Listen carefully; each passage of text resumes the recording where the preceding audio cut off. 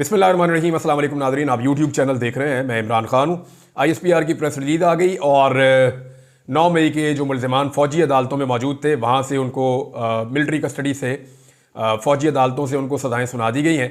25 मुजरिमान को सज़ाएँ अनाउंस की गई हैं और जो ISPR ने कहा वो मैं आपको पहले बता देता हूँ, फिर मैं आपको इसकी खबर की तफसीलात देता हूँ। ISPR के मुताबिक सानिया 9 मई में मुलव्वस मुजरिमान को सज़ाएँ सुना दी गई हैं। 9 मई 2023 को कौम ने सियासी तौर पर भड़काए गए इश्तियाल अंगेज़ तशद्दुद और जलाओ गिराव के अफसोसनाक वाक़यात देखे। 9 मई के पुरतशद्दुद वाक़यात पाकिस्तान की तारीख में एक स्याह बाब की हैसियत रखते हैं। ISPR के एलामी में कहा गया कि नफ़रत और झूठ पर मबनी एक पहले से चलाए गए सियासी बयानिए की बुनियाद पर फ़ौजी तनसीबात बशमूल शोहदा की यादगारों पर मुनज़्ज़म हमले किए गए, उनकी बेरुमती की गई। और इसके बाद जनाब जो तफसीलात हैं वो ये हैं कि कुछ मुकदमात कानून के मुताबिक फील्ड जनरल कोर्ट मार्शल के लिए भिजवाए गए, जहां मुनासिब कानूनी कार्रवाई के बाद इन मुकदमात का ट्रायल हुआ। 13 दिसंबर 2024 को सुप्रीम कोर्ट ऑफ पाकिस्तान के 7 रुकनी आइनी बेंच ने ज़ेर इल्तवा मुकदमात के फैसले सुनाने का हुक्म सादिर किया। वो मुकदमात जो सुप्रीम कोर्ट के साबिका हुक्म की वजह से इल्तवा का शिकार थे। फिर उन्होंने कहा जनाब 25 मुल्ज़िमान को सज़ाएँ सुना दी गई हैं और ये सज़ाएँ तमाम शवाहिद की जाँच पड़ताल और मुनासिब कानूनी कार्रवाई की तकमील के बाद सुनाई गई हैं। सज़ा पाने वाले मुल्ज़िमान को कानूनी तकादे पूरे करने के लिए तमाम कानूनी हुकूक फराहम किए गए। इंसाफ तब होगा जब मास्टरमाइंड को आइन और कानून के मुताबिक सज़ा मिल जाएगी। उन्होंने कहा जी 9 मई के मास्टरमाइंड और मुनसूबा साजों को आइन और कानून के मुताबिक सज़ा मिल जाएगी, तब इंसाफ हो जाएगा सही मानों में। रियासत पाकिस्तान 9 मई के वाक़यात में मुकम्मल इंसाफ मुहैया करके रियासत की अमलदारी को यकीनी बनाएगी। सज़ा पाने वाले 25 मुल्ज़िमान के साथ नाम भी लिखे हुए हैं। किसी को 10 साल सज़ा हो रही है, किसी को 9 साल हो रही है, 7 साल हो रही है, 6 साल हो रही है, 4 साल हो रही है। कम से कम सज़ा यहाँ पे जो है वो 2 साल तक लिखी हुई है और हाँ 2 साल तक कम से कम सज़ा लिखी गई है। ये 25 मुल्ज़िमान जो हैं ये मुख्तलिफ पाकिस्तान के शहरों से हैं, यानी मर्दान से हैं, जिना हाउस वाले हैं, फैसलाबाद वाले हैं और मुल्तान कैंट चेक पोस्ट वाले हैं। फिर इसके अलावा जो है वो जिना हाउस के मज़ीद हैं, मियाँ वाली पे का एक मुल्ज़िम है, उनको भी सज़ा दी गई है। GHQ का मुल्ज़िम है, उसको भी सज़ा दी गई है। Jinnah house Punjab regiment centre Mardan से मुल्ज़िम है, उनको भी सज़ा दी गई है। मुल्तान कैंट चेक पोस्ट है एक और मुल्ज़िम, उनको भी सज़ा दी गई है।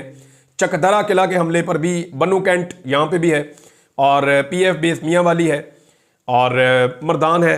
यानी ये मुख्तलिफ इलाके हैं जहाँ पे मुल्ज़िमान को सज़ा दी गई है। अब 25 मुल्ज़िमान को नाज़रीन सज़ा सुनाई गई है, इसमें 10 साल तक की सज़ा शामिल है। मेरी कुछ चीज़ें बुनियादी मैं आपके सामने रखना चाहूँगा। सबसे पहले तो आप अपने ये ज़हन में रखें कि 9 मई हुआ क्यों। हुआ ये था कि हमने जो कुछ देखा 9 मई की सुबह इमरान खान साहब को रेंजर्स के लोग आते हैं और वो इस्लामाबाद हाई कोर्ट के अहाते के अंदर से शीशे तोड़ते हैं, दरवाज़ा तोड़ते हैं, अंदर दाखिल होते हैं। इमरान खान साहब को गिरबान से पकड़ते हैं और ज़ख्मी हालत में उनको घसीटते हुए ले जाते हैं। इमरान खान साहब पे वहाँ पे तशद्दुद भी किया जाता है। रेंजर्स के एहलकारों ने ज़बरदस्ती इमरान खान साहब को इस्लामाबाद हाई कोर्ट के अहाते के अंदर से गिरफ्तार कर लिया। इमरान खान साहब को उठाकर ले गए। उसके रद्दमल में पूरे पाकिस्तान के अंदर लोगों ने एहतजाज शुरू कर दिया और एहतजाज करने वाले लोगों की एक बड़ी तादाद ने कंटोनमेंट्स का रुख किया और वहाँ जाके एहतजाज किया। वहाँ पे तोड़ फोड़ हुई। वहाँ जो उनको कईयों ने जो है वो शोहदा की यादगारें जो हैं वहाँ पे तोड़ फोड़ की। कईयों ने कुछ जो मुजस्मे बने हुए हैं पुतले, उनकी तोड़ फोड़ की। कई जो हैं वो कुछ हाउसेस के अंदर घुसे, वहाँ पे तोड़ फोड़ की। तो एक्चुअली जो इनके ऊपर इल्ज़ामात हैं ये तनसीबात के ऊपर या इन चीज़ों के ऊपर अटैक करने के इल्ज़ामात हैं। अब ये मामला शुरू हुआ किस चीज़ से? इमरान खान साहब की गिरफ्तारी से। ठीक 2 दिन के बाद 11 मई 2023 को सुप्रीम कोर्ट ऑफ पाकिस्तान में इमरान खान साहब को पेश किया गया। इमरान खान साहब वहाँ पे आए और उन्होंने आने के बाद सबसे पहले 9 मई के मामले की मजम्मत की। उन्होंने कहा मुझे तो कुछ पता ही नहीं है और ऐसी चीज़ों की मैं पुरतशद्दुद चीज़ों की मजम्मत करता हूँ। और साथ ही इमरान खान साहब ने न सिर्फ मजम्मत की बल्कि सुप्रीम कोर्ट ऑफ पाकिस्तान ने इमरान खान साहब की जो 9 मई को गिरफ्तारी हुई थी इस्लामाबाद हाई कोर्ट से, जिसको रेंजर्स ने किया था, उसको गैर कानूनी गैर आईनी करार दे दिया। इमरान खान साहब को रिहा कर दिया गया। उसके बाद 5 अगस्त को इमरान खान साहब को दोबारा गिरफ्तार किया गया। जब 5 अगस्त को इमरान खान साहब को दोबारा गिरफ्तार किया गया तो फिर जिन केसेस में गिरफ्तार किया गया वो ये नहीं थे, 9 मई वाले नहीं थे। क्योंकि 9 मई में इमरान खान साहब को सुप्रीम कोर्ट ऑफ पाकिस्तान ने क्लीन चिट देकर छोड़ दिया था कि जनाब ये तो बंदा आपने गिरफ्तार कर लिया था और गैर कानूनी तौर पर गिरफ्तार किया था, तो वो गिरफ्तारी ही गैर कानूनी थी। अब इस्लामाबाद हाई कोर्ट में इस मामले का भी केस चल रहा है। अब दोनों चीजें जरा आप सामने रख लें। एक तरफ इस्लामाबाद हाई कोर्ट है, जस्टिस आमिर फारूक है, एक तरफ फौजी अदालतें हैं जहां पे जो जजेस बैठे हैं वो कर्नल हैं, यानी वो यूनिफॉर्म्ड ऑफिसर्स हैं जिनका कानून का कोई एक्सपीरियंस नहीं है। एक तरफ यूनिफॉर्म ऑफिसर हैं जो कानून के बारे में नहीं जानते, एक तरफ आमिर फारूक साहब हैं जो कानून के बारे में जानते हैं। अब आमिर फारूक साहब की अदालत से एक साबिक वजीर आजम को अगवा किया गया, उसके ऊपर आमिर फारूक साहब आज 1.5 साल से ज्यादा गुजरने के बावजूद कोई हुक्मनामा नहीं दे सके, कोई सजा नहीं दे सके। जबकि जो लोग फौजी अदालतों ने गिरफ्तार किए उनको सजा देने में ताखीर सिर्फ इसलिए हुई कि उनको सुप्रीम कोर्ट ऑफ पाकिस्तान के हुक्म ने रोक रखा था और दूसरे हुक्म ने उनको इजाजत दी और उन्होंने सजाएं दे दी। अब मामला यह है कि 9 मई का आगाज होता है इमरान खान की गैर कानूनी गिरफ्तारी से। इमरान खान की गैर कानूनी गिरफ्तारी के ऊपर आज तक कोई अदालत पाकिस्तान के अंदर इंसाफ फराहम नहीं कर सकी। हालांकि यह वो मामला था जहां से सारा मसला शुरू हुआ था। जजेस जो है वो इंसाफ नहीं दे पा रहे और जो अदालतें जिनको सिविलियंस मानते ही नहीं है, पूरी दुनिया के अंदर आप जाकर पूछें मिलिट्री कोर्ट्स, तो वो कहते हैं military courts are not courts, यानी मिलिट्री अदालत जो होती है, फौजी अदालत, वो कोई अदालत नहीं होती क्योंकि उनका कोई कानूनी तजुर्बा नहीं होता। लेकिन उन्होंने सजाएं दे दी। एक तो यह बात हमें ज़हन में रखनी है कि जहां से मामला शुरू हुआ, जहां से फसाद शुरू हुआ, उस मामले पे अभी तक किसी अदालत ने पाकिस्तान की इंसाफ नहीं किया, नंबर 1। नंबर 2, ये हुआ यह था कि सुप्रीम कोर्ट ऑफ पाकिस्तान में मंसूर एवान साहब जो अटॉर्नी जनरल हैं, ये माजी में आए थे जब ये मिलिट्री कोर्ट्स वाला मामला शुरू हुआ था। उमर अता बंदयाल साहब उस वक्त चीफ जस्टिस ऑफ पाकिस्तान थे। एक तो उमर अता बंदयाल साहब की कमजोरी, अगर वो थोड़ी सी हिम्मत दिखाते और इस मामले के ऊपर एक फैसला उस दौर में दे जाते तो ये सारे मुल्जिमान आ जाते कहां पे, सिविलियन कोर्ट्स में, और अब तक इनके मुकदमात के फैसले भी हो गए होते। लेकिन उमर अता बंदयाल साहब जो चीफ जस्टिस थे, उनकी कमजोरी की वजह से यह मामला लटक गया और काजी फायज ईसा साहब के पास आ गया। काजी फायज ईसा साहब ने ऐसी शानदार सहूलतकारी की है मौजूदा निजाम की, जुल्म और बर्बरियत के खिलाफ उस आदमी ने एक फैसला नहीं दिया। उनके तमाम फैसले ऐसा लगता था इमरान खान और पाकिस्तान तहरीक इंसाफ के बोझ के अंदर लुथड़े हुए फैसले हैं। पाकिस्तान की तारीख का बदतरीन जज, पाकिस्तान की तारीख का नाइंसाफी की मिसालें कायम करने वाला जज काजी फायज ईसा वो असल मुजरम है इस कौम का। आज पाकिस्तान जिन हालात का शिकार है उसके अंदर सबसे बड़ी सहूलतकारी और जिस आदमी के बगैर ये सारा कुछ मुमकिन नहीं था वो काजी फायज ईसा। इसने बेड़ा गर्क किया पाकिस्तान के कानूनी निजाम का भी और पाकिस्तान के अंदर इंसाफ और इंसानी हकूक की पामालियों के अंदर बाकायदा सहूलतकारी का किरदार अदा किया। अब मंसूर एवान जो अटॉर्नी जनरल है पाकिस्तान के, ये जनाब पेश हुए अदालत में और इन्होंने जब ये फौजी अदालतों का मामला वहां पे माजी में उठाया गया तो इन्होंने एक अंडरटेकिंग लिख कर दी, जिसमें इन्होंने ये लिख कर दिया कि फौजी अदालतों से तो सिंबॉलिक सजाएं होती हैं जनाब, यानी जो सजाएं वहां पे होंगी वो सिंबॉलिक सजाएं होंगी, कोई बड़ी सजाएं वहां पे नहीं होंगी, यानी 6 महीने, 1 साल, 2 साल, मैक्सिमम 3 साल की सजा होती है। फौजी अदालतों के बारे में बाकायदा लिखा हुआ था, उस वक्त कानून था और सब इसके ऊपर डिस्कस कर रहे थे। मैं उस वक्त अगवा था, मैं पाकिस्तान में जो एजेंसियां हैं यहां, मैं उनकी तहवील में था, उन्होंने मुझे अगवा किया हुआ था और मुझे इन खबरों के बारे में नहीं पता था। अभी मेरी कुछ सहाफ़ियों से बात हुई तो उन्होंने मुझे बताया कि इमरान साहब उसी हेयरिंग के अंदर आपका तस्करा भी हुआ था कि इमरान रियाज कहां पे है, तो अटॉर्नी जनरल ने कहा था जी बहुत जल्दी खुशखबरी आ जाएगी, चंद दिन में वापस आ जाएंगे, लेकिन आप वापस नहीं आए। और दूसरी तरफ उन्होंने मुझे यह भी बताया कि ना सिर्फ आपको वापस लाने की बात हुई बल्कि यहां पे अटॉर्नी जनरल ने लिख कर दिया था कि बहुत मुख्तसर सजाएं दी जाएंगी, सिर्फ सिंबॉलिक सजाएं होंगी। अब हुआ यह है कि यहां तो 10-10 साल की सजाएं दे दी गई हैं। आयशा मलिक साहिबा ने जो फैसला लिखा था आईनी ये फौजी अदालतों के खिलाफ, उसमें उन्होंने बाकायदा ये ना सिर्फ नोट लिखा बल्कि मंसूर एवान अटॉर्नी जनरल ने जो अंडरटेकिंग दी उसको बीच में शामिल किया और उन्हें उसके अंदर लिखा बाकायदा कि यहां पे ज्यादा सजाएं नहीं दी जाएंगी। अब मामला यह है कि सिंबॉलिक सजाएं क्या 10-10 साल होती हैं, ये ज्यादा सजाएं किस चक्कर में दे दी हैं? और अगर ये कानून बाद में बनाया गया है कि फौजी अदालतें ज्यादा सजाएं दे सकती हैं तो पहले गिरफ्तार होने वाले मुल्जिमान के ऊपर इसका इंप्लीमेंट कैसे हो सकता है? देखिए कानून का एक तरीकाकार है, एक जुर्म अगर 1 तारीख को हुआ है, 2 तारीख को मुल्जिम गिरफ्तार हुआ है तो 5 तारीख को आप कानून तब्दील करके उस मुल्जिम को नए कानून के तहत सजा नहीं दे सकते। फिर इसका मतलब यह होगा कि आपने उस मुल्जिम को फिक्स करने के लिए खास तौर पे यह कानून बनाया है ताकि मैं उसको ज्यादा सजा दूं। नहीं, जिस दिन उसने जुर्म किया, जिस दिन वो गिरफ्तार हुआ, उसके ऊपर कानून उसी वक्त का लगेगा, उसके बाद वाला कानून उसके ऊपर नहीं लगेगा। आप उसको विक्टिमाइज करने के लिए या उसको ज्यादा सजा देने के लिए या उसको कम सजा देने के लिए नया कानून इस्तेमाल नहीं कर सकते। ये एक सिंपल अंडरस्टैंडिंग है। अब यहां पे जो है वो 3 साल से ज्यादा सजाएं कैसे हो गई, ये मामला तो जाके अदालतों में उठेगा। बहरहाल पाकिस्तान तहरीक इंसाफ ने इसको रद्द कर दिया है। यहां कुछ बड़ी अजीब अजीब मिसालें आ रही हैं। सजा पाने वाला हाशिर खान है, उसकी एक वीडियो आज बहुत सर्कुलेट हो रही है सोशल मीडिया पे। इसको सजा मिली है, इसने जी फौजी यूनिफॉर्म पहन लिया था और इसने कुछ तोड़ फोड़ की है, कुछ तरह की चीजें की हैं। अब जनाब ये उसमें चला चला कर उस वीडियो के अंदर कह रहा है कि हमने पुरअमन रहना है, पुरअमन तरीके से इंसाफ लेना है, कोई बदतमीजी ना करे लॉ इन्फोर्समेंट से। इस बंदे की तो ये वीडियोस चल रही हैं और हो सकता है इसने कोई तोड़ फोड़ की हो। लेकिन मेरे दिमाग में एक सवाल आ रहा है कि मुजस्मे टूटने पर, दीवारें टूटने पर, दरवाजा टूटने पर, शीशे टूटने पर या कुछ चीजें टूटने के ऊपर सिविलियंस को 10-10 साल की सजाएं हो रही हैं, लेकिन यहां पे आईन टूटने पर, कानून टूटने पर, मुल्क टूटने पर आज तक किसी यूनिफॉर्म वाले बंदे को सजा नहीं हुई।